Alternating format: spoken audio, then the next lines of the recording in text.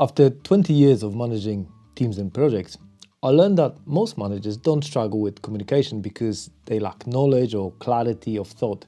In fact, in most cases, they understand their work very, very well.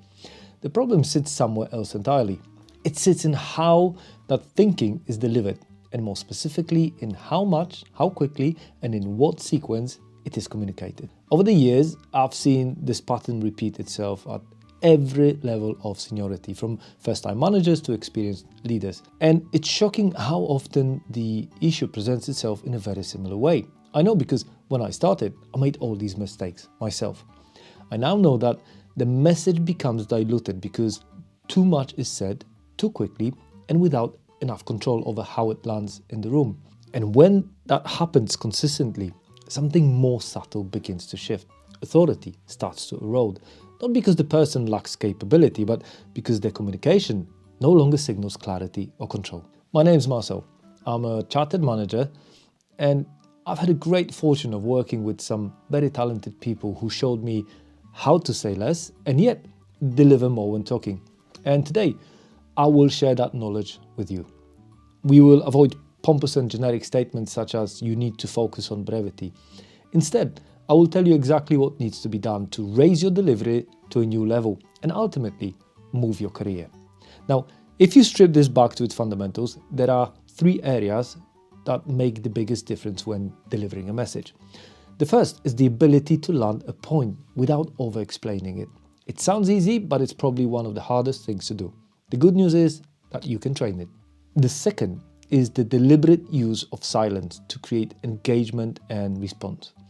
It's a real game changer because it's a strong authority signal. I can promise you that as soon as you start using it correctly, yes, there's a bad way of using it, you will start being seen as a leader almost immediately.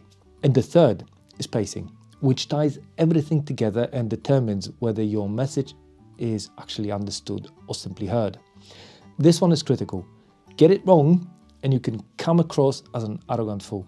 Again, used correctly, it reinforces your confidence and credentials. And it's one of those that can be practiced daily, so the growth in this area is not difficult. We're going to start with over-explaining. This is a very natural instinct, particularly in the early stages of management, just to justify your thinking. It happens because we want people to see the logic behind our decisions. We want to demonstrate that we've considered multiple angles and we want to remove any potential doubt before it even appears. On the surface, now that sounds like a responsible approach, and in some contexts, it is. However, in day-to-day management communication, it tends to have the opposite effect. And it took me years to realize that what I thought was a smooth delivery, well, that was actually keeping me in junior positions. What actually happens when we go into too much detail is that the more we explain, the less impact our core message has.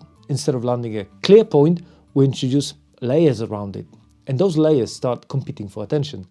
People begin to process your reasoning before they've even fully registered what you are asking for. In that moment, your message stops being directional and just becomes something to be analyzed, something to be debated, or even questioned prematurely. Now, let me give you an example. Let's say that you went shopping for bread, but the bakery was closed because the baker fell ill. So you went to the local store, stood in a queue and got some rolls because they didn't have any bread yet, still waiting for the delivery themselves. Now, if someone asks why you came back with something else, you can answer in two ways. The one that most of inexperienced managers choose is the one leading with context. They tell a story about how the bakery was shut, how the baker was ill, perhaps even mention the annoyance at having to go somewhere else. They will elaborate on how long the line was in the other place and how disappointed they were in the lack of bread too. Maybe even put some theories and suggestions about the supply chain inefficiencies. Most likely, by the time they finished, the audience will have lost will to hear the answer. Now, the other way of answering would be saying along the lines of, "The rolls were the only alternative available in the local store after I discovered the bakery was shut due to staff illness." Do you see the difference? The result first with a minimum of context behind your decision. And that's it. No fluffing, expanding or emotional reactions. Critically, no narrative. There's a time and place for a great story, and executive communication is rarely it. There's also a second effect here, which is more about perception. Over-explaining often signals a lack of confidence, even when that's not the intention. When you continuously support your point with additional reasoning or examples and caveats, it can come across as if you're trying to convince the room rather than lead it. Experienced managers tend to approach this very differently. We focus on landing the point first in a clean and direct way, and then we allow that point to exist on its own before adding anything else. In practical terms, as we saw, this means separating the message from the explanation. Now, instead of building up to your conclusion through a long chain of reasoning, you state the conclusion first. You say what's going to happen, what the priority is, or what decision has been made. And then, importantly, you stop. You allow a moment for the room to react. Only after that reaction do you decide whether further context is actually required. Often this will come in the form of questions. I'm still surprised how frequently there's just no questions at all. What you'll notice when you start doing this is that in many cases, the additional explanation isn't needed at all. People either accept the direction or ask specific questions that guide the conversation in a more focused way. This creates a much cleaner dynamic where communication becomes structured and intentional rather than reactive and overloaded. Critically, it offers low cognitive load to your listeners, meaning they will remember the message and not the story. The second pillar we're going to discuss, and which supports this approach, is the use of silence. Silence is often misunderstood because it feels uncomfortable, particularly in professional environments where we associate speaking with competence. And when there's a gap in the conversation, the instinct is to fill it quickly, as if the silence itself needs to be corrected. However, that instinct is exactly what removes a very powerful tool from your communication. Silence creates space, and that space serves two purposes. Firstly, it allows your message to land properly. When you say something important and immediately continue talking, you effectively reduce the weight of what you just said. It becomes part of continuous stream rather than a distinct point. When you say something and then pause, even briefly, you give that point its own space in the conversation, which makes it more likely to be noticed and processed. It's like using a verbal highlighter. Secondly, silence creates a subtle form of pressure that encourages others to engage. If you ask a question and then continue speaking, you remove the responsibility for others to respond. But if you ask a question and allow a pause, people become aware of the expectation to contribute. Most individuals will naturally step into that space because they're uncomfortable leaving it empty.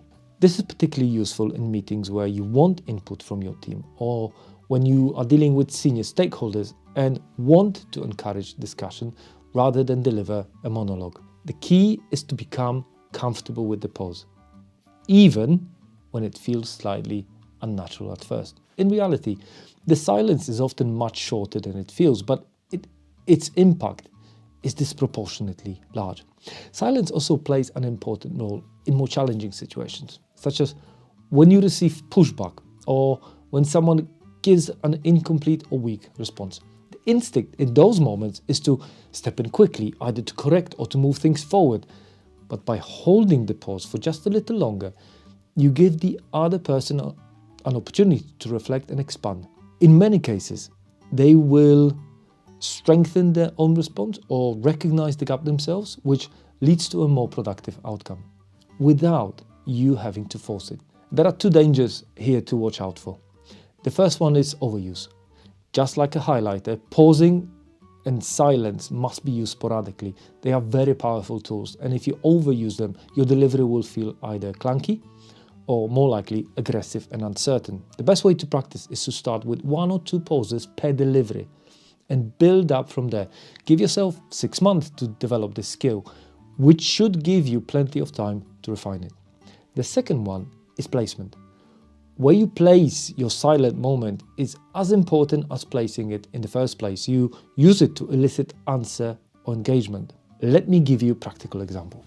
Let's say that you present a new strategy to the board. If you say, our new approach will increase revenue by 5%, and then stop, this may come across as a cocky and unproven claim.